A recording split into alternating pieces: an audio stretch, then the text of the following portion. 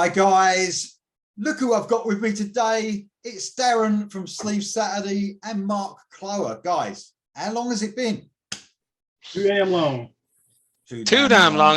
You guys to me were just kind of email names for a good while there, so that's all I could see is that. So it's good to sit in front of you two legends again. Yeah, we're talking about really legends. Cuts into the fun stuff these days. You know, during COVID, we had plenty of time to do all this stuff on the side, but you know, unfortunately, between work and being on two different continents, it's sometimes kind of hard to work these things out. But yeah, glad to be back on with you guys.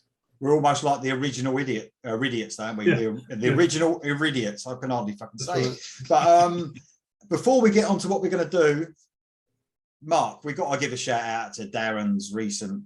I mean, man, come on. I mean, if anyone doesn't know, watches this channel. Absolutely. Darren interviewed Lou Graham from Foreigner, ex-Foreigner. Sorry, I know he's not Foreigner anymore, but man, I mean, that's the name you think of when you say Lou Graham. Everyone knows who that is. One of Darren's idols. That's like me, I don't know, interviewing Bruce Dickinson, I suppose. That would be like that for me. So, man, brilliant. Yeah, or the lead singer from Queensryche. I thought that something like that. You know, yeah. Well, I've done that. I mean, come on. Well, you did do that. Of course you did. And you've interviewed Michael Sweet, so you know you're just knocking them off. You know, but that was my first one, kind of talking to. But man, come on, Lou Graham. That's a big one, and it's a brilliant interview. If anyone hasn't seen it, well, first of all, subscribe to Darren's channel, Sleeve Saturday, and then watch that amazing interview. It's just, and you made it on Blabbermouth today as well. I did. Yeah. So weird.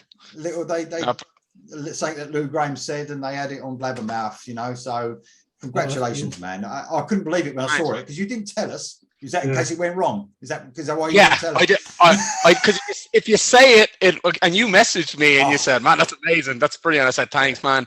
And you said, "Why did you tell me?" And I went, "Because if I said it out loud," and I said to Mark as well, if I said it out loud, it wasn't going to happen. So you don't know what happens. You know yourself, Lee. You've interviewed Michael Sweet and all these guys. Until you press record, you don't know what's going to happen. So to tell you the truth, Darren, I've been not offered big interviews like Lou Graham, but I've been offered a few interviews lately, and I haven't done any for ages. It makes me so nervous for one, it going wrong. You know, the work that goes into it, the questions you got to ask. So I have stayed away from them and not tried to push them because it just makes me so nervous. So I don't know how you. Man, you're good at it, man. I mean, that Michael Sweet interview is just fantastic. We'd love to see a part 2 of that, by the way, if you ever got the chance. That would be cool. Yeah, he has said that anytime I want to do it, I can do it, but I'm just a bit nervous. So anyway, thanks for it. Cheers for the cool feedback, man. But thanks, appreciate it. Nice one. So anyway, we're here to do not just Kiss top 10. We've spoken about Kiss quite regularly on the channel and other programs. I think Mark's been on one with me, and we've done Kiss stuff before. But this is Kiss non-makeup, and the main reason for that is me. That's me, because I like Kiss. I like them a lot, but I got into Kiss on the non-makeup years, and I know it sounds bad because it's the classic. The makeup is the classic bit, but it never really. It might be my age, I don't know, because when I was like, you know, when they started getting the non-makeup, I was what, 13 or something. So that probably it appealed to me, that part of it. But it's just one of those things. So, but you guys, in my opinion, are a lot more clued up on Kiss, especially. I'm pointing below because that's where Mark is. Mark's just gonna give us a quick 5 minutes, you know, on Kiss with no makeup, mate. Well, I think it all started when Peter left the band or was fired or whatever, because the dynamics of the band really changed after he left. You know, in the old days, the original 4, it was a 4-way partnership. And after Peter left and they brought in Eric Carr, of course, they gave him his own persona, the Fox. And I got to be honest, as a diehard Kiss fan from basically day one, it hit me really hard when Peter left the band. They were superheroes to me.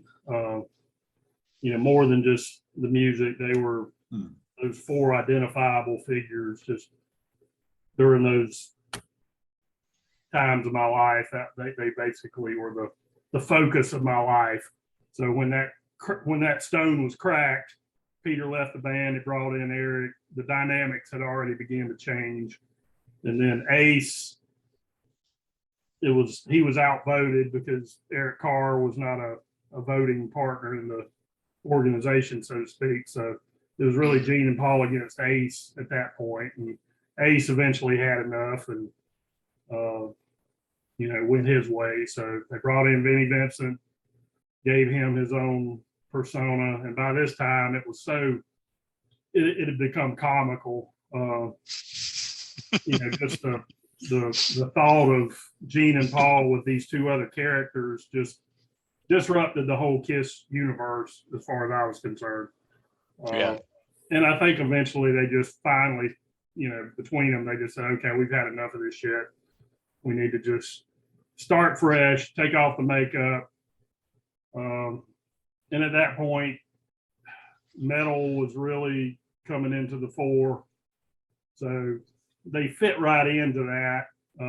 Before they were kind of trendsetters, but by the time they took the makeup off for Lick It Up, they kind of blended in with all the other, metal hard rock bands at the time. They weren't really doing anything too original at this point, but I vividly remember watching it live when they unmasked on MTV back in '83 or whatever it was. And it was just a different band really at that point. The music changed as it always does. And like I said, they kind of fit in with that hard rock metal of the '80s, and didn't really do anything that kind of set them apart at that point. But they put out some great music, and I'll always prefer the original lineup. But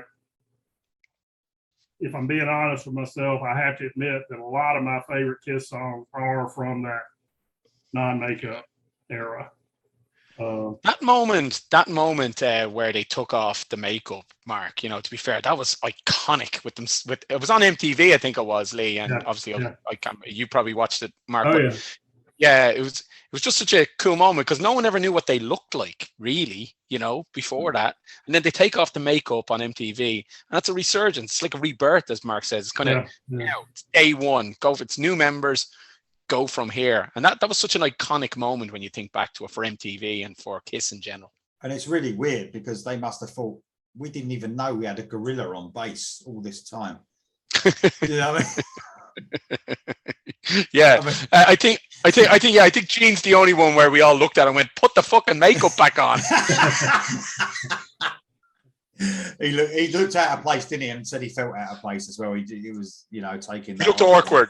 He did. He definitely did. Yeah. He especially didn't know what to do with himself. He was still wanting to stick his tongue out, and just didn't quite have the impact without the demon makeup. But I vividly remember, I mentioned this before, I think when we were doing the live stream, I watched it live when they showed him without makeup. And honestly, Gene and Paul basically looked like exactly what I thought they would. I wasn't shocked the way they looked. Eric and Vinny, nobody knew too much about anyway, so they were. It didn't matter. They were kind of along for the ride. But when they unmasked Gene and Paul, I was like, that's pretty much what I expected it to look like. So. I'm thinking about it because it's not the way it is today. That's how they got away with not showing their makeup for all them years. Because now you wouldn't get away with it, would you? There'd be a shot of someone coming out the back of the stadium now, and it would be like, this is him. It'd be on Instagram. Yeah, exactly. Yeah.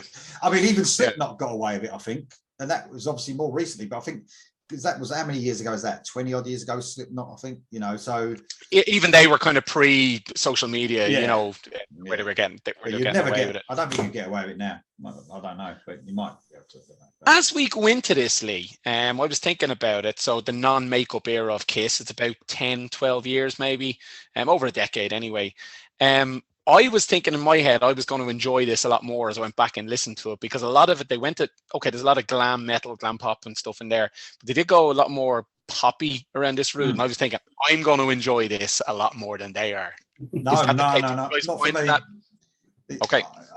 This was definitely my time, and I've got to say before we go into the songs, for me, they were a single standout band as well. Their singles were really strong, in my opinion. Not to give anything away on me choices, but I think they had really good choices in singles. Now, like bands release songs, don't they? It doesn't fucking matter what they release now. The first song that comes off a band can be like an 8-minute song, and it's like I've got a lyric video. It doesn't matter, does it? Then it was like had to be catchy. It had to be really the best song and near enough on the album. And I think Kiss were good at that. One of the good bands to do that. Were you guys, last one from me before we do it, were you guys surprised at your ratio of Gene to Paul vocal songs? As in, I was surprised myself.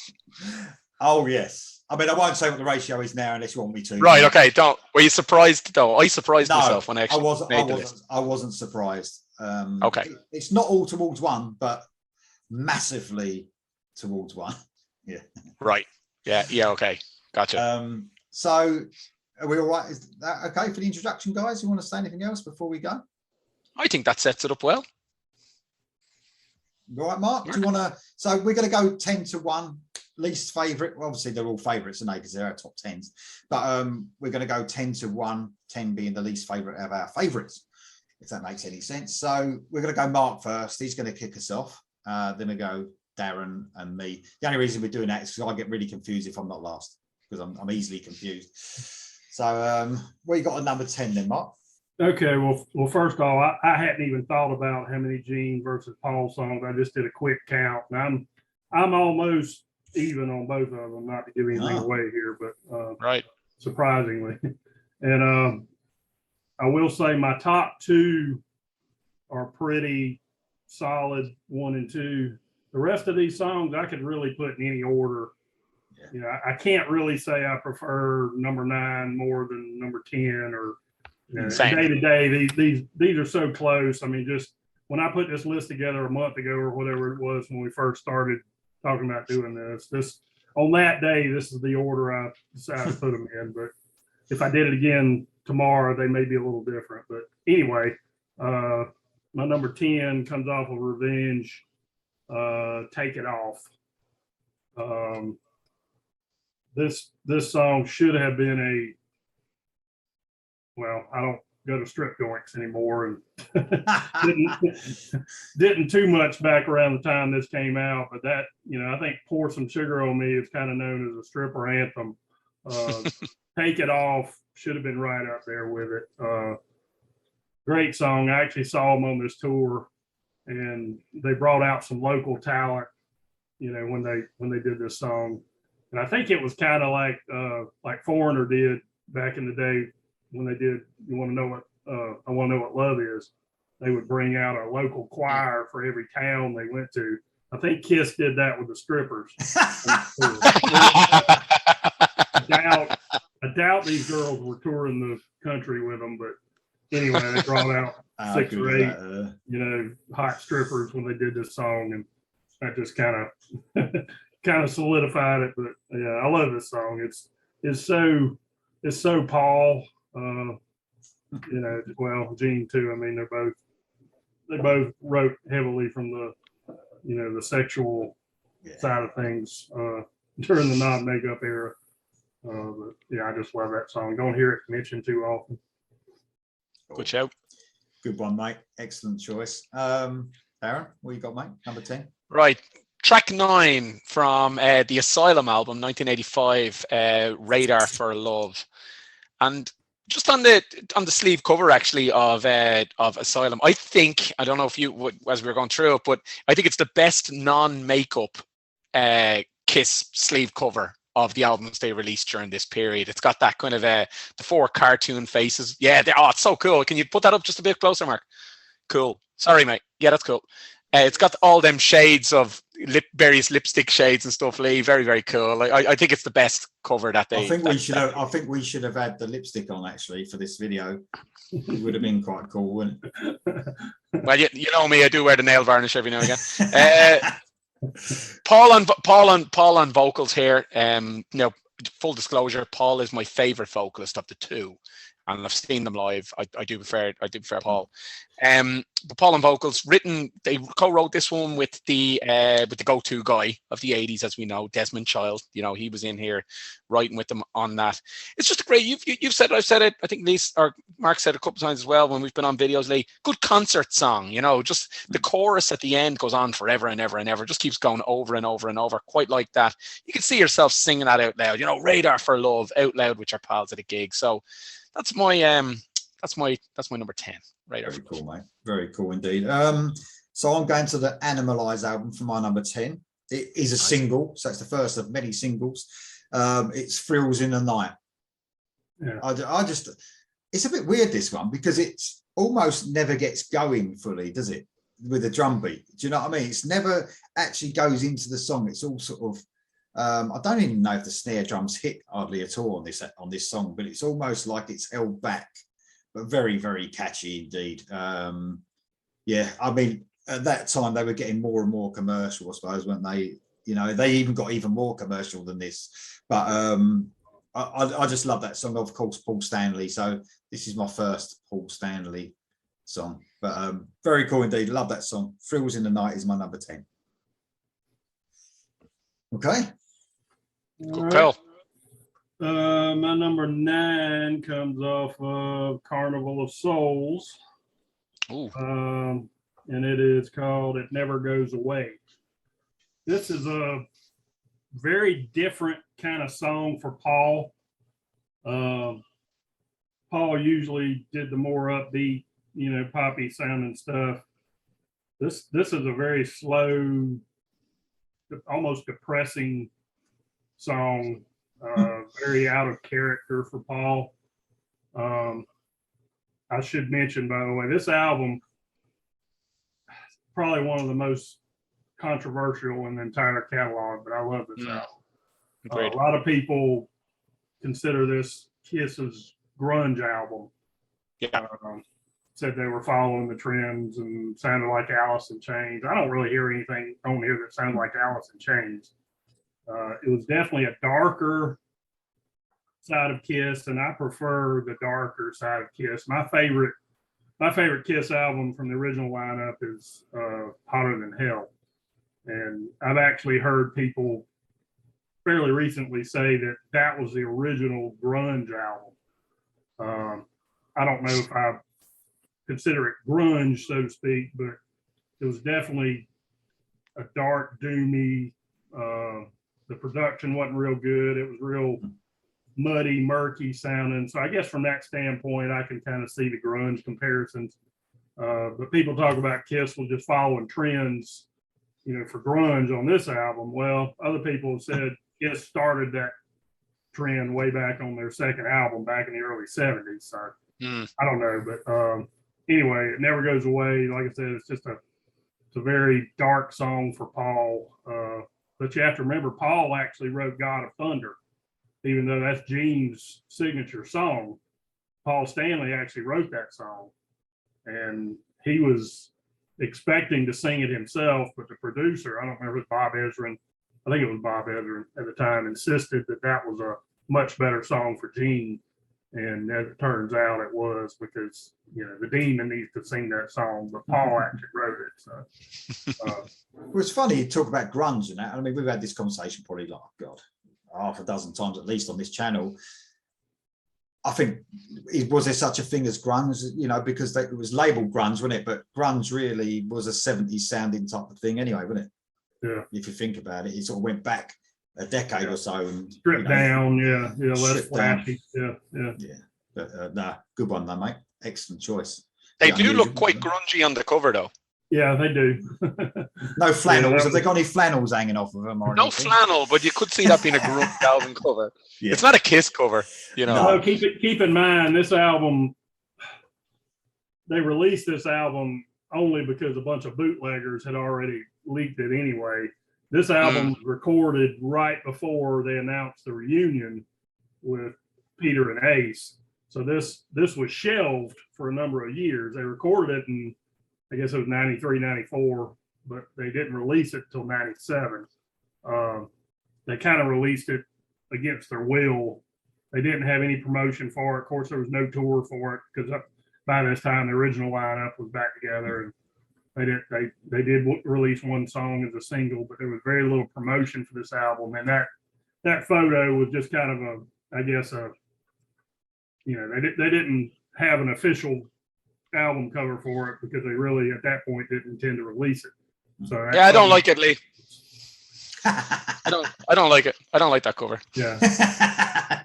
Good song though, man. Very cool indeed. What you got then, Darren? Yeah, Mark will give us buckets of knowledge of that album that I don't know, but I don't like the cover. Anyway, what have I got? Track 6, My Way, from the Crazy Nights album, 1987. Paul on vocals again. Now, this was written by, believe it or not, to take a full circle back to the beginning of the video, this was written between Paul Stanley and Bruce Turgon. And Bruce Turgon was Lou Graham's bassist in the Black Sheep days. And he was also Lou Graham's bassist in the Shadow King project with Vivian Campbell, and on Lou's 2 solo albums. And he joined Foreigner then in '94. So this was it's good to see him pop up here when I was putting together my list, and I was listening to stuff. I like that song, and I went into it, and I was like, Bruce Turgon wrote that. Just felt apt. Anyway, again, I said in the last one, it's kind of like, you could hear that one in a concert. For this one, My Way, we've said this before a couple times, Lee, like a movie song. I can hear Mad Max in this. You guys listen to this song, just close your eyes, you can see, the Mad Max. It's kind of got that vibe written all over it. Very synthy at the start and throughout, right up my street, as you know. So My Way from the Crazy Nights album. Cheers, mate. I mean, we talked about getting commercial. I mean, maybe they went a little bit more commercial after that, but that was at their height of commercial clean sound, I suppose, when it, that real clean sound you was getting in there at that time, late 80s. Big time. Okay, so my number 9 is another single, and it's actually off the same album, Animalize again. So I had this as a 12-inch single. This was Heaven's on Fire. I mean, how catchy can you get this? This is like one of the most catchiest songs I've ever heard of this this band, for sure. Massive chorus. I don't know. Do you know who wrote this one, Darren, or not? Do you know who wrote this? This has got to be an outside. It sounds like a huge song, like a hit. There is a lot of outsiders, though, isn't there? There's Desmond Child, there's Bruce Turgon, there's Michael Bolton. Mark, do you know who wrote this one? I don't off the top of my head. That's not one of my favorite albums. So I don't spend a lot of time reading on it. But see, that album, I put that album and the album after it, Asylum, as very similar. I listened to those a lot when I was growing up, those 2 albums. But Heaven's on Fire, just another Paul Stanley, obviously, and just one of the catchiest songs I think they've written. But really commercial, very commercial, but so catchy. I don't think it's liked that much either from fans as such, because it is so catchy, almost, isn't it? It's almost sugary sweet, but love it, absolutely love it. Heaven's on Fire is my number 9, guys. And you had it on a single. That's quite cool. A 12-inch single, yeah. I remember it had the leopard skin. Yeah. Leopard skin on it and stuff. Of course, banished all my records like an idiot a few years after. So, man, if you could magic all your records back, you would have such a collection. Mate, anyway, it's ridiculous. Not quite up there with Mark, but you'd have a good collection. Yeah, exactly. Okay, number 8, Mark. What you got? Okay, I'm also going to go with Crazy Nights here. Hell or High Water. The first one on my list, sung by Gene. Talk about a catchy song. It's just it's catchy, but not over the top poppy. It's got some edge to it. For this album, that album was very pop oriented anyway, and kind of sugar coated, but that song's got a little bit of edge to it. It's just from the time I first heard that album, that was one of the standouts on it that over the years I just always go back to. And I should mention, this was, I think I mentioned one time before, Crazy Nights was my first Kiss concert. Never got to see them in the 70s, unfortunately, but finally got to see them on the Crazy Nights tour.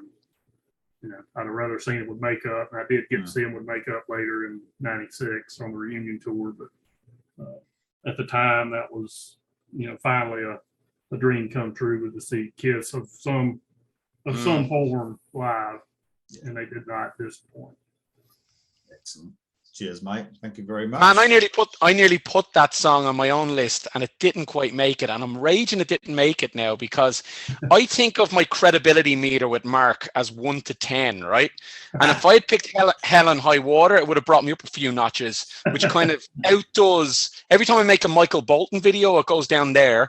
And then, right, it goes down to a 3 or a 4 or a 2 maybe. But then I thought if I'd had Hell or High Water on this list, I might have been jumped back up to a 7. So I'm raging I didn't have that on my list. Anyway. Listen, I don't mean to bang on about your interview, but your Lou Graham's got you up there for quite a while. You're going to take it's going to take you a while to come down. Oh, listen, don't worry. I'll kill that with you guys. As soon as I put it, maybe I'll have a Richard Marx video up next week. Don't worry. That'll kill that. Right. You like what you like, man. There's no apologies required or needed or necessary or. Yeah, but keep the slaggins coming. Yeah, you got to keep the slaggins. I can't be putting up Richard Marx videos and not get some sort of a tanking from you guys. Come on, kill me. I couldn't help take the piss out of you for that Whitney Houston one, but yeah, right. Right, before I lose all of Lee's audience, number 8 for me is track 6, Under the Gun, from the Animalize album. That opening riff from Mark St. John, I know he's only around for, is he around for one album? I think it was only one, wasn't it? Yeah. Man, that opening riff and throughout is absolutely outstanding from him. He's so good. I think did he get arthritis or something, and that kind of, I'm not sure really what happened. But man, he can play, and man, can he play on this song. Just for me, it's like it's a mid-80s kind of time for Kiss, but this is an old school, just hard rocker. Paul on vocals again, never sounded better. And Lee, you mentioned that album cover. I have it down. It's the worst album cover of their non-makeup. It's probably their worst album cover ever. Even worse than that one, that grungy one. I hate that animal print cover, man. It's shit, awful. The song's good. Yeah, good one, mate. Good one. Well, I'm going back. Maybe the most obvious one on the list, actually, and I've noticed how predictable I'm being, actually, but there's less unpredictable ones later. But this one, I think we're talking about when they first took the makeup off. What was the song? The first song that they took? It was the Lick It Up. Exactly. So I've loved this song from the beginning. I heard it, and to me, I don't know if this doesn't sound to me. I must have heard this song countless times. But we talk about songs that are overplayed and we go off of, don't we? I haven't done this. This has got something about it. I think it's the vocal line on the verses. Do you know what I mean? And that really simple chug, and it's just so catchy. This song, so and it's such a cool. And even though they are sort of uncool without the makeup, it was sort of cool at the same time. I just can't. It's very street, weren't they? They was very street. Yeah, I get it. I know exactly what you mean. I know. Yeah. But just love the catchiness of this. It's absolutely brilliant. And of course, 1983.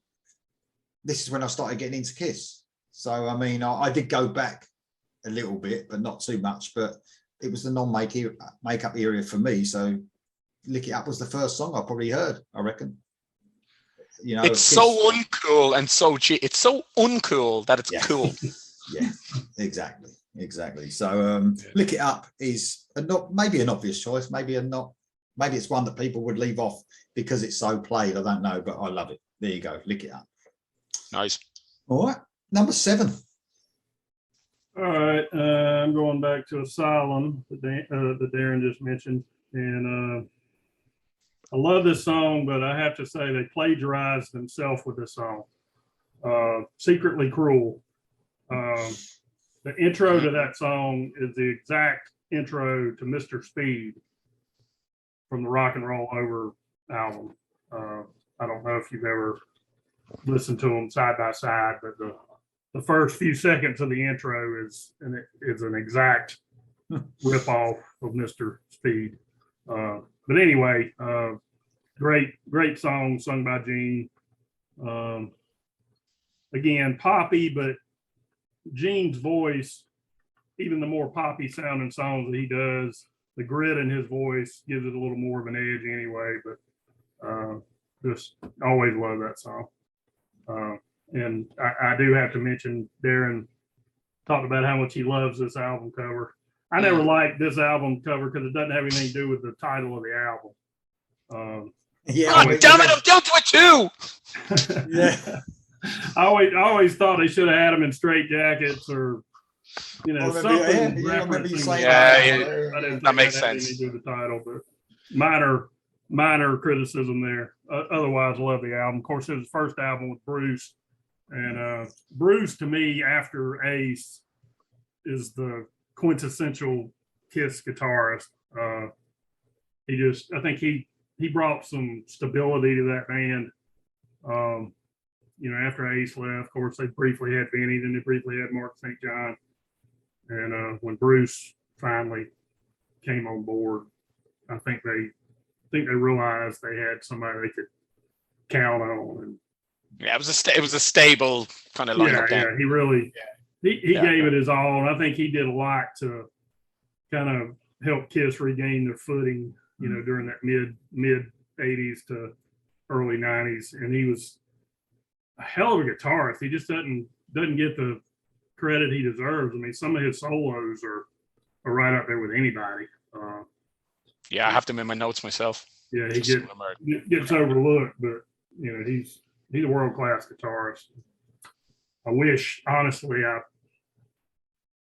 for years and years after the original lineup split up, I hoped and I prayed that eventually the original lineup would get back together and put the makeup back on. And it was great while it lasted, but after it run its course, I really wish they had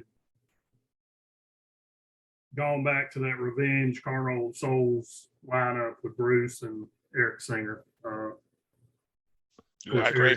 Eric's there now, but I really wish they'd wipe the Catman makeup off his face, let him dye his hair blonde again, and get Bruce back in there, and you know, give Carnival of Souls a proper tour after 20-something years. And you know, maybe go out with that lineup, but I think they're pretty well done after this last farewell tour and makeup. Yeah, Bruce is killer, Lee. He's so good. He's on my next choice myself. Yeah. Cheers, Mark. Thank you very much, mate. What you got then, mate? Track 7, or number 7, track 11. Thief in the Night from the Crazy Nights album again, 1987. An album closer here with Gene on vocals. I didn't think I'd pick Gene so many times. This is what I was getting at from the start. But again, just a heavy guitar here. Last time it was Mark St. John. This time Mark's after giving us a good analysis of Bruce Kulick there and how he probably fits outside of the original lineup. He's probably the best fit. He was in a stable Kiss lineup, but Bruce here on this guitar, man, just killer. You know, my favorite Gene song is what's it called? Rock and Roll Hell from the Creatures of the Night album, which was the last album they did with makeup on them. This song kind of gives me that kind of vibe, that kind of feeling a little bit. Thief in the Night. Just a great hard rocking chorus. Great song. That's my number 7. Cool. Cheers, mate. Well, I've noticed I haven't really paid much attention to me what are a single and what ain't, but looking at this is my last single for a little while, so they've all been singles so far, I think. But going back to the Lick It Up album again, I don't know what it is about this, because you could almost call it rap. Yeah. Couldn't you? A little bit, but I just love it. All hell's breaking loose. Yeah. I just love that. I mean, it ain't rap as you know it, is it? It's a cool sort of old-fashioned type of rap going on in this from Paul Stanley. But I must admit, I love that almost that pre-chorus or bridge to the chorus. Haven't you heard? It's a new revolution. That is just brilliant. I just love that part. I love all of it, but that part is just and the video. I want to make sure I'm in touch with these days. I can't get in trouble. It's got a little person in it. Right, so I knew that was coming. And the video cracks me up as well, because I do love watching a little person. I do. I just love it. They are the funniest. They really are. So just a brilliant video. Almost, can I remember it being like a Mad Max type video? And a lot of bands were doing that sort of thing then, weren't they, around that time? The Mad Apocalyptic. Max. Yeah. What a funny video, but a brilliant song. And Haven't you heard that Brit is just classic, isn't it? So all hell's And I breaking don't loose. care. I don't care how hard he tried. Vinnie Vincent could not look tough. Yeah, exactly. Fact. So I Fact. got through it without saying midget. Oh, There's the edit. sorry. Anyway, that's my number 7. All hell's breaking loose. Overloading the Blind Matthews. Excellent song. Right. Okay. Number 6, guys. All right, number 6. I'm going going back to the beginning of this. Yeah. I'm link it up. Not for the Innocent. Oh yeah. Song. Another Gene song. Very heavy song. Kind of Gene's return to the demon persona, even though he wasn't wearing makeup anymore. Mm. A very dark song that needed to be sung by the demon. That's actually my favorite on the album. I love the 2 hits that you mentioned, but as a whole, that's the one that when I pull this album out, that's usually the first one I want to hear. Yeah, that's a brilliant song. Superb song. Love it. Agreed. Yeah, good one, mate. Good choice. Okay, Darren, we got, mate. Number six from me. Track 2, Betrayed, from the Hot in the Shade album, 1989. You know, this is a great album cover, by the way. That Sphinx, you know, the Egyptian Pharaoh, Sphinx yeah. with the shades on it. Is it a pharaoh or the Sphinx? I thought it was the Sphinx. The Sphinx, yeah. All right. Oh yeah. All right. Sorry. You worried me there. Yeah, sorry, but just I actually have the T on. This is the this is the tour t-shirt, 1990 tour t-shirt. But you're right, the pharaoh is on this, but on the album it's the Sphinx. Great album cover. Another Gene vocal. I can't believe it. What's going on? I was chalking there. You know the way you make your short list? I'm chalking it down. Holy shit! But this was always going to make it anyway because it's the second best song on the Hot in the Shade album. I really like that album. Bit of a poppy album, but you know, it's me.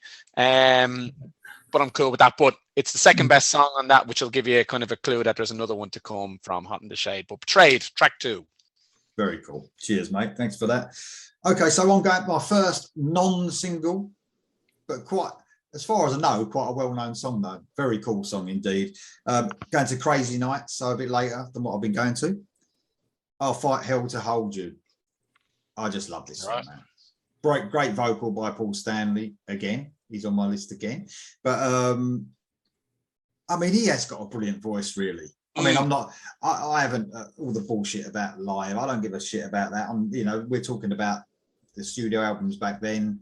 I just think he had a brilliant voice. He's almost had a little warble to his voice sometimes as well, didn't he? Like a strange sound to it as well. And I just love the contrast actually between him and Gene Simmons. I know I haven't chosen any Gene Simmons songs, but totally different.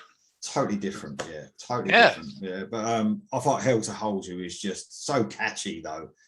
Even though it wasn't a single, I think I looked it up, it wasn't a single, but for some reason I thought it might have been because I think I've heard it so much. I think that's probably what it is. But I thought Hell to Hold You off of Crazy Nights. There you go. I think you're right to call it out because about Paul's voice, because Mark was talking about, Bruce being underrated. No one ever talks about Paul Stanley at his best being a pretty good vocalist. No one ever says it. And he actually is. He's a pretty good vocalist, so it's a good shout. He is, definitely. That's my number 6, guys. I thought Hell to Hold You. So number 5. Yeah, if anybody doubts Paul's vocal prowess, excuse me, kind of frog in my throat, they need to listen to the Unplugged album, the MTV Unplugged album. Listen to that live Unplugged version of I Still Love You. I don't think there was any studio hijinks on that because it was filmed live and broadcast on MTV, and then they turned it into an album. His vocal abilities on that song were just stunning. And that was 95, I think, when they did that. So, that was kind of considered, I guess, past his prime a little bit, but he was hell of a singer back in the day. He can't do it now, but anyway, getting back to the list, number 5, I'm going back to Carnival of Souls. Like I said, I love this album. The one song they did release as a single, Jungle. probably the most Kiss sounding song on this album.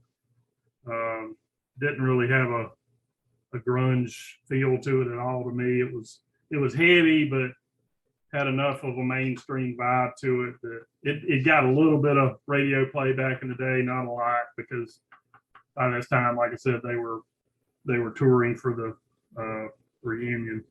So this lineup kind of got pushed to the back shelf, but great song. Love that one. Cool, mate. Good choice.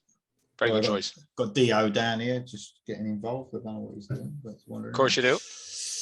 Excellent, mate. Thank you very much for that. We're halfway. We review now, Darren. What you got for number 5, mate?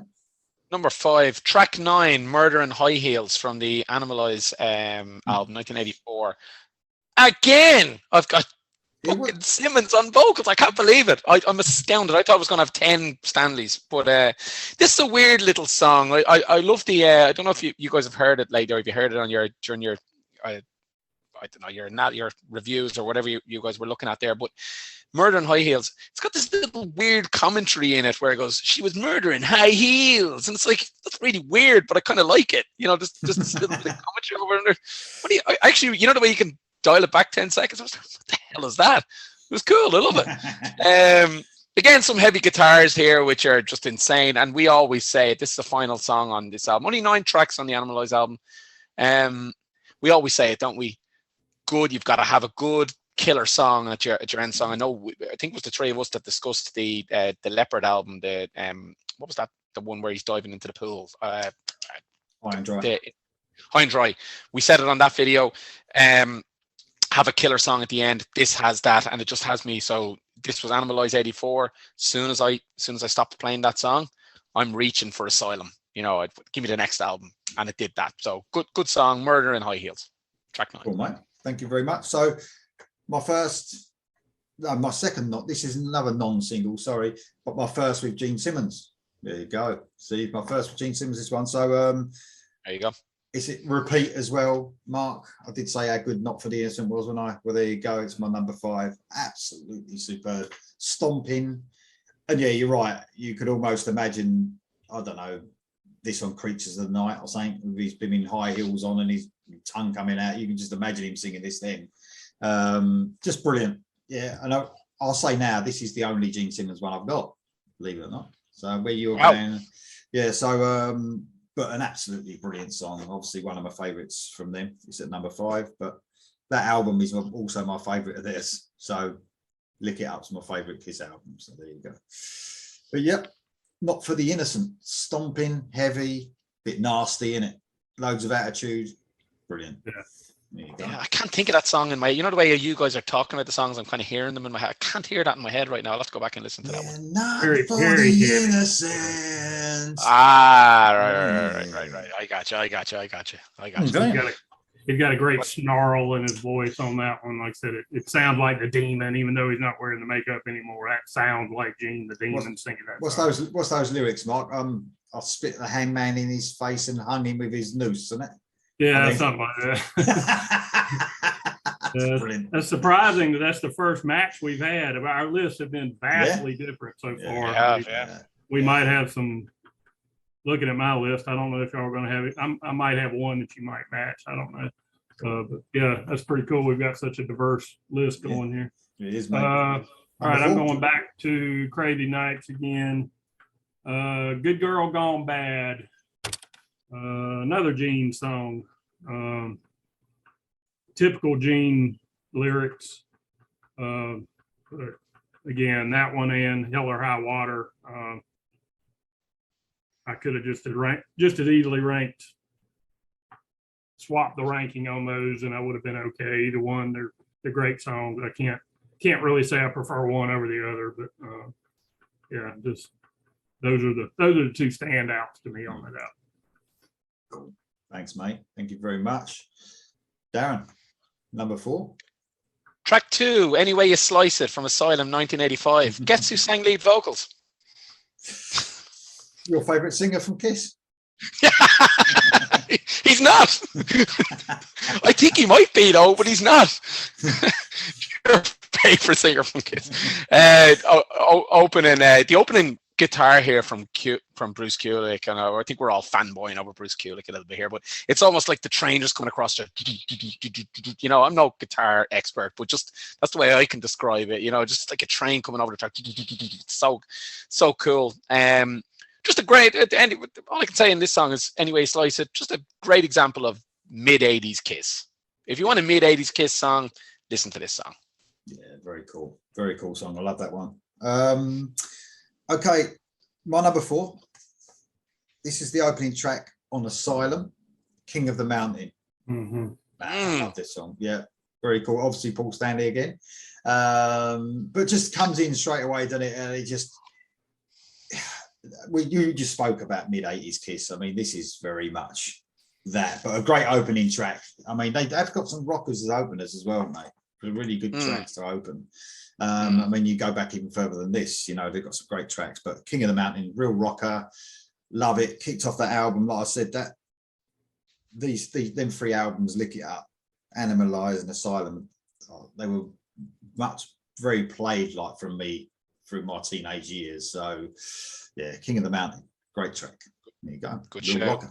What? Young Lee in his bedroom, just rocking out the Kiss. Brilliant. Hair, long hair. Yeah, Lovely. all that, yeah, definitely. Stunning. With my high heels on and me, you know. Did you have long hair, Lee, back then? Oh yeah. He definitely did. He must have. Yeah. Well, yeah. Then at the end of the 80s, like I was in a band and I thought I was like, I don't know, I thought we was Def Leppard, and then I had like the blimmin' mullet, so I had it sort of short on top and the long hair. Party at the back, or what is it? Business at the front, party at the back. Yeah, had that for a while, and then it just started going back, and then it was like, oh no, and then it went. That was it. Trust me, I know. I feel your pain. Yeah. Hey, Darren, that's when they opened for Iron Maiden, right? Yeah. Exactly. Oh, what to be at that gig, Mark? Imagine, unbelievable when Lee opened for Iron Maiden. Incredible. We won't go into that today, but it's true. Anyway, we won't do it. Number 3. What you got there, Mark? Okay, this will be my last one from Carnival of Souls. Like I said, I love this album. Not many people like it, but I love this album. Called I Confess. Lee, do you know who co-wrote this song with Gene? No. Who's the happiest person you know? Oh my God. Really? Yeah. Ken Tamplin. Ken Tamplin co-wrote this song with Gene. What a great musician, though. What a great singer. Just the happiest, most annoying person in the world. That's all. It's just... what a mismatch. I mean, yeah. Ken Tamplin's, Christian, and he wrote this song with Gene Simmons, and it's a very dark, doomy, again, depressing kind of song. Has an evil vibe to it. Not what you would expect Ken Tamplin to contribute, but again, I love the darker side of Kiss. That's why I like Revenge and Carnival of Souls so much, because they got away from the sorry, Darren, they got away from the poppy stuff that I know Darren preferred, but they kind of went back to their roots a little bit on those last 2 albums. And that's my favorite lineup after the original. I wish they would have reconvened that lineup after the original lineup split up for the last time. But anyway, neither here nor there. But yeah, that's my number 3, I Confess. Very cool. 3 songs off of the album there, Yeah. Wow. Okay, cool. What you got then, Darren? Number 3? Well, my Mark credibility meter is at 0 now, because I haven't picked any from that album. Of course I haven't. Well, neither have I, so you're all right. Right, okay. Right. Like I said, it's cool. We got such a wide list here. We don't have a whole lot of duplicates. There's not even that many albums, so it is surprising we got. Anyway, I think you've said it already, Lee. The title track and lead single, "Lick It Up" from "Lick It Up" 1983. So it's our first song with no makeup. Mark, do you have the sleeve cover there by any chance? I think you had the "Lick It Up" sleeve cover. Can you just put it up to the camera for a second, Lee? Will you take a look at the face on Paul? Yeah. Like, right, I'm going to be honest. That looks like an Instagram photo of me and my mates at the end of the night in the pub. Right? That's the kind of photo that you wake up in the morning, you go, "Oh, that was a good night," and you look at Instagram, and you go, "Oh, look at us! Oh man!" Yeah. I always thought he looked like a mannequin in that picture. It looks ridiculous. It's terrible. What was he thinking? How did they look at that and go to the marketing company? Yep, go with that one. You know, mate. I mean, some of the covers and the things we were wearing back then. That was tame, wasn't it? Really? No, I get it. I'm not. Look, the outfits are fine. I'm cool. I'd wear that now, right? That's not the problem. It's the face looks ridiculous. Anyway, look, this is just we've said it already. It's just poppy glam rock. What more do you want? The sexual undertones are barely covered here. You know, lick it up. Yeah. Anyway, I mean, how can you not put a smile on your face? How can you not have a smile on your face at the end of that song with that? Whoa, woo, lick it up, lick it up. Absolutely insanely good. Love it. Number 3 for me. Is it not one of the only ones they play now from Yeah. the non-makeup period? Isn't it? Yeah, I saw them play it a couple of years ago in at a metal festival. Oh, by the way, Paul sings lead vocals on this one. My favorite lead singer from Kiss actually gets a mention in my list. Brilliant. No, that's an excellent song, man. Yeah, they even the original '96 reunion tour. They did only original stuff from the original lineup, but by the time they did the Psycho Circus tour, they started bringing back some of the non-makeup songs and had had Peter and Ace on those for the first time, and that was one of them they did. They did Lick It Up on that tour. So. Very cool. Very cool. It must be a bit weird. Is it weird seeing them with makeup, singing non-makeup songs? Yeah, because you don't. Yeah. You have a visual of what that song when it came out, what it was, and then to see the original lineup doing it was very different. And the video was ridiculous. Oh man, it's brilliant. Absolutely brilliant. It's so good. It's ridiculously good. That's why it's so stupid, but it's great. Kind of like Separate Ways. Yes. Gene with his hunchback and brilliant. Absolutely brilliant. That's great. I love it. Well, I'm really mellowing out with my last 3, to tell you the truth. I really am. I mean, I do love a ballad, as you guys know as well. This is probably the most. Yeah, this is the ballad of my tracks, I suppose. Crazy Nights, Reason to Live. So catchy. Oh, that's what you're gonna say, right? Okay. Just so catchy, so 80s, but so, I don't know, infectious, I suppose. You know what I mean? This is brilliant. From the verses, very cool sort of mellow verses, and just such a catchy song, man. I mean, probably one that Kiss fanatics will probably go, Reason to Live, what the fuck are you saying? But it's me. I just love it. There you go. Reason to Live from Crazy Nights. Good shout. Yeah, I'm with you. That was a great ballad. The video, I don't know if you remember the video, but it had a smoking hot blonde in the shower in that video. Didn't they all? Didn't they all that time, didn't they? It kind of stands out in my memory, but yeah. Yeah, take your pick. Exactly. Right, number 2, guys. See an interesting. Okay, my number 2 is going to be a Gene song again. Probably my favorite Gene song of the non-makeup era, and probably my number 2 favorite Gene song ever, from Revenge, Unholy. Oh, yeah. Again, Gene at his most evil. I love that video. It's so dark. He rolled his eyes back in his head, looked like some kind of monster. And Bruce, we talked about Bruce's talent.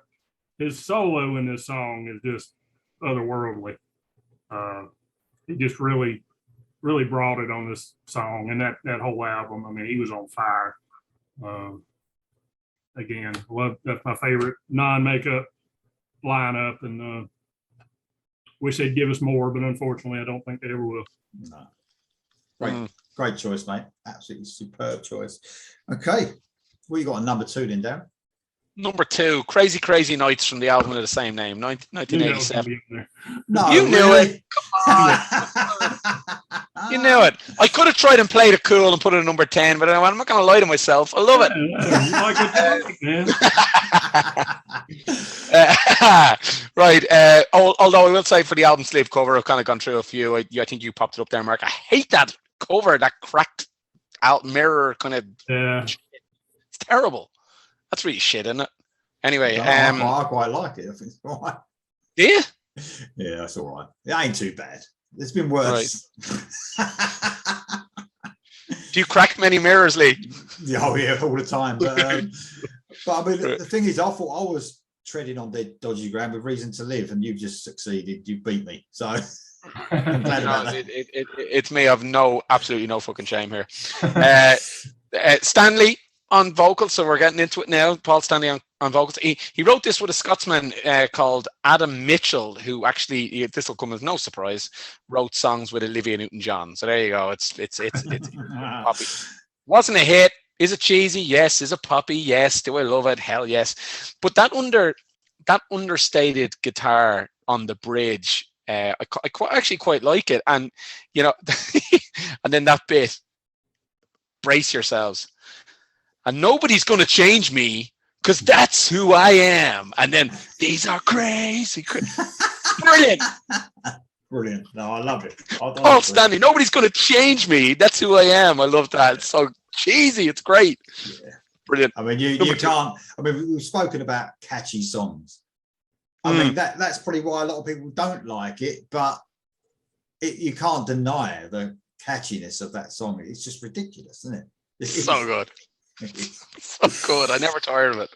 Brilliant. Absolutely brilliant. Okay, so I think you would call this a ballad, but it's almost like I think Marx has said about these sort of songs in a perfect way, a ballad with teeth. I think you've said in a few times to me, and this is definitely one of those.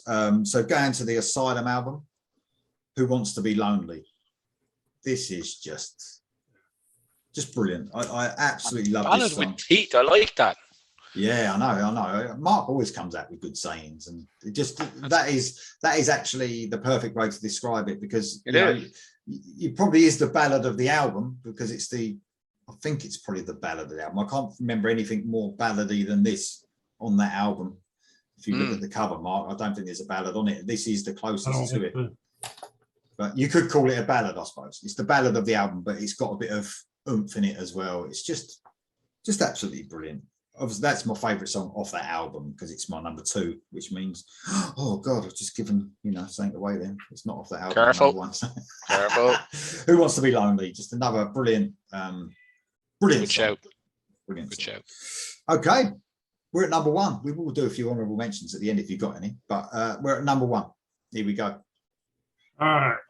Going back to Asylum, my all-time favorite Paul song from the non-makeup era, Tears Are Falling. Oh, wow. Wow, that's cool. Yeah. Number 1. Wow. It was a single. I love that riff in that song. It's just infectious, for lack of a better word. Kind of way it chugs along. I don't know how to describe it. But you know the song, you know what I'm talking about. But so catchy, but not too poppy again. Kind of like what Lee just mentioned. I don't consider it a ballad, but it's definitely a medium pace. It's not a fire breathing Gene type song. But yeah, so first time I ever heard that one, I heard it on the radio before I actually bought this album back in '85, and I was like, man, I couldn't get to the record store soon enough to pick this album up after I heard that song on the radio. But I've mentioned a few times lately, like hearing new songs now, which is still good. Some bands are bringing that now, but I think sometimes a really good vocal line is missing in songs now. Yeah. And I think that song in particular, that verse, something is wrong, really simple stuff, but so catchy. Do you know what I mean? I don't think much of the outfits though in the video, to tell you the truth. That was a bit dodgy. Real, luminous, wasn't it? Totally, you had to cover your eyes watching that video. It's ridiculous. Brilliant. A perfect Paul song, and again, a smoking Bruce Kulick solo there. That is one brilliant song. I've got to admit, that is an excellent song. Thanks, mate. It's a brilliant top 10, by the way. Very good. Superb. Yeah. So there were some real surprises in there and all, which are great. So, Darren, it's not crazy night. So, what's it going to be? You know, Hot in the Shade has my. It's not the coolest Kiss album ever. But it kind of has my heart because this song I've picked as my number one was my introduction to Kiss. You know, it was their biggest hit since Bet in the 70s, and I've gone for a ballad. And it's track 7 and the second single, Forever, from Hot in the Shade. Yeah, it's a great song. Written with Michael Bolton, co-written with Michael, Paul on vocals again. But, you know, Eric Carr, I love the video. The guys are in black and white and the rest of the room is in color. And Eric Carr is just like, he doesn't have, I think he only lives for another year or two after this, but he looks full of life in the video. It's just, you know, I just love this song. I love it. Love it. Even again, that guitar solo on the bridge. You talk about a ballad with a bit of bite.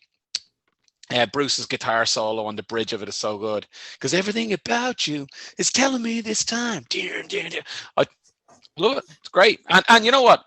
I would say Forever, this song is right up there with it's certainly up there with any Foreigner or Journey ballad for me.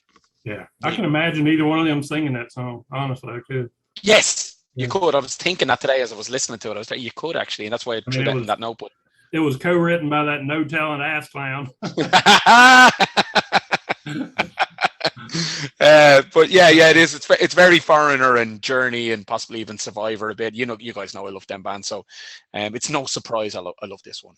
Even though my pals, two of my pals are mad into it as well. You know, so yeah, just great song. Even though the album in general, which was late 80s, wasn't it? Was it 89? Even though 89, that was really polished. For some reason, that song doesn't sound as polished. I think it's the stripped back with the acoustic guitar in it and things like that. Yeah, that acoustic guitar. It makes it less polished, I think, and a standout track for sure. Love that song. It's funny you should say that because you wouldn't be as obsessed with this song as I am. I've got there's some great acoustic versions that Kiss have done of this. When you call it acoustic guitar, this translates into an acoustic song really, really well. Anyway, Forever, that's my number one. Very cool, mate. Excellent list, by the way. Thank you very much. Okay, do you know what I'm going to choose here, Mark? It's only because I don't know, because is it one I've had? No, it's not. But I'm going back to my favorite album, which is Lick It Up Again from Kiss. Okay, I know what it is. Almost another ballad. Let him say it. Let him say it if he really knows. Can you let him do that? A Million to One. Yeah, just man, what a song this is. And it's almost like definitely a ballad with teeth again, I would say. Probably this is the most melodic song on the album. There's no ballads definitely on this album, but this is the closest to it. But it's chuggy. It's really sort of melancholy and sounding a bit sad, the way the vocal line is as well. It's such a cool song and a great vocal. I said about Paul Stanley earlier, when he holds notes in this, he holds loads of notes for a long time in this, and he's got that sort of shakiness to his vocal. Do you know what I mean? It's done on purpose, but it's a strange sort of technique, if you like. Yeah, very cool indeed. But I just love this song, man. This is one of them ones that is so fresh. It comes on now, and I'm like, let's just turn it up. It might be the 3,000th time I've heard it, but I'm still gonna love it. So yeah, A Million to One is my number one choice, guys. That's it. Good choice. Good list. Well, that's 30 songs we've gone through there, and many duplicates of us are just one. One now. Yeah, just one. Wow. Just the one. That's insane. Wow. I have got a couple of just ones because I wrote my list out and I had a few extras and I didn't like to get my 10. So if you want to, I mean, I don't know if you've got any, but I'll just mention. I don't have any. I kept it tight. I kept my list tight to the 10. I got enough for both of us. Yeah, I can imagine. But I'll do mine first then. So I had Exciter off of Lick It Up. What a brilliant opener that is. I've had enough Into the Fire from Animalize. Tears Are Falling. There you go. That is sort of a match, I suppose. And I also had Forever and Unholy as well. There you go. Well, even with your honourable mentions, we're not duplicating. Wow. I expected Unholy to be on your list. I was surprised it wasn't. Yeah, it's a great song, but maybe if Paul Stanley was singing it, he might have made it. But it couldn't have been Paul Stanley on that one, could it? Really? Yeah. It was too much. It was too heavy for that. But Definitely a Gene song. go on, then, mate. Give us your 145. Some of these made it to y'all's list, but I'll go through them right quick. All Hell's Breaking Loose, 1,000,000 to 1, Heaven's on Fire, Thrills in the Night, Who Wants to Be Lonely. This is like my list. This is my list. You're just... Yeah. All Night, even though that's a stupid title and cheesy lyrics, is a good song. Reason to Live. I'm embarrassed even saying the title of this. You Make Me Rock Hard from Smashes, Thrashes, and Hits. Rise to It and Silver Spoon from Hot in the Shade. Silver Spoon almost made my list, but the thing that kills me about that one is the female backing vocals, the Aretha Franklin sounding backing vocals. Stuck. Not your jam at all, Mark. Huh? Not your jam at all, that. No, but otherwise I love the song. Mark doesn't like female vocalists as much as me, dear Mark. From Revenge, Thou Shalt Not, and Every Time I Look at You, which is another amazing ballad. Oh, that is good. Man, what a cool honorable mentions as well. So guys, it's been really fun actually. I mean, we could have the thing is there's a lot of Kiss fans out there, and I mean, who watch the channel as well, and some of the idiots, Dom and Jam are Kiss fans as well. But we couldn't go on all night. You know, I mean, that would be ridiculous. But I've had excellent fun, obviously, catching up with you two and all. It's been brilliant, absolutely brilliant. It's been great crack. Speaking of Jam, actually, I'm going to an FM gig in a couple of weeks, and I said, Jam, do you want to meet me? And he goes, yeah, I'll meet you for a couple of beers, no problem. He's going to meet me. He's going to meet me in where we're going to the gig. And I said, so are you coming to the gig with us too? And he goes, oh no, I'm going home on the train. So I'm going for the beers. I thought he was coming to the gig. He goes, no, I'm just going to meet you for a few beers. It's all good anyway. I can't imagine him at an AOR gig. No, I couldn't believe it when he said he was getting the train up, and then he goes, no, I'm not going to the gig. I'm just meeting you for the points. Okay. No, I don't think he'd like it, to tell you the truth. But, no, it's FM is not his thing. No, that's just too mellow for him. But very cool indeed. Guys, thank you very much. As always, it's been an excellent catching up. And let's just give one more plug to Darren's channel, Sleeve Saturday. Lou Graham interview. I just can't stop saying it. I just can't believe it. Who's next? Well, who's next? Well, I don't want to say it because then it just won't happen. I'll say it looks like a couple of weeks I'm going to have Frankie Sullivan of Survivor on the channel. So that's going to very cool. Kind of I'm lining up, and Jimmy Jameson's daughter as well is going to have a chat with me. Oh, very cool, man. You must be going for the big guns as well. I bet you're going for Arnell, aren't you? Or you're going for Neil Sean, ain't you? The feelers have been put out there. But we'll see what happens. We'll see what happens. Well, you know what? Since we're like kissing each other's asses at this point, Lee, you're nearly at 5,000. That's 5,000 subs, man. You're smashing it. Keep it going. Yeah, but content is great. It's regular. I've had to do 6,000 videos to get that. This is the thing. No, but that's the thing. You know, you can always rely on a Lee video every couple of days. If at best, you know, you might go a couple of days. That's brilliant. Because as soon as I wake up, before I even get up, I go, oh, Lee's uploaded video. I'm going to watch your reaction. So the consistency is brilliant. To 5,000, mate, I'm rooting for you. You know, it won't be long. Cheers, mate. Thank you very much. I think it's only 5,000 because they're waiting for Mark to come on, to tell you the truth. I think that's what it is. Seriously doubt that. No, man.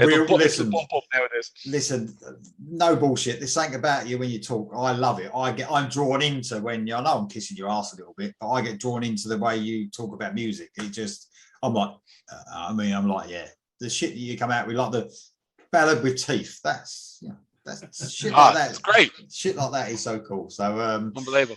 Guys, thank you very much for coming on, and we'll have to sort something out very soon. Come back on again. All right. Absolutely. Cheers, boys. All right. Cheers. Thanks, guys. Nice one.